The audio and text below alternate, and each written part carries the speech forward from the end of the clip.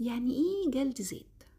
جلد الذات هو نقد لاذع جدا ولوم مبالغ فيه للنفس، وبنركز دايما على الأخطاء. هو غير النفس اللوامة خالص.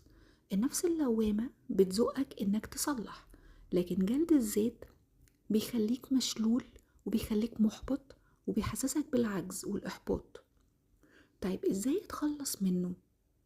واحد، مهم اني افصل بين الخطأ وبين هويتي انا كإنسان.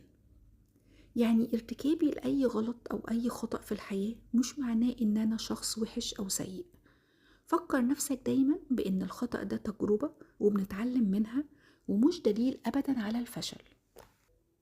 تاني حاجة، مهم جدا تتعاطف مع نفسك، طبطب عليها، اقبلها زي ما هي. حتى لو غلطت اقبلها زي ما هي وهي غلطانة. 3، غير اللوم والإحباط لدافع إن أنت تشتغل على نفسك أكتر وتنجح، مش تحبط وتلوم نفسك.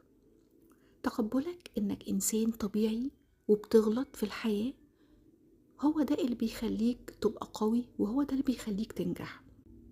وطبيعتنا كبني آدمين عمرنا ما بنتصرف صح طول الوقت، فاقبل غلطك واقبل إن أنت بتغلط وتعلم منه، وخليك دايما واثق في نفسك إن أي خطأ أنت عملته دلوقتي هو هيقويك وهيخليك تنجح بعدين.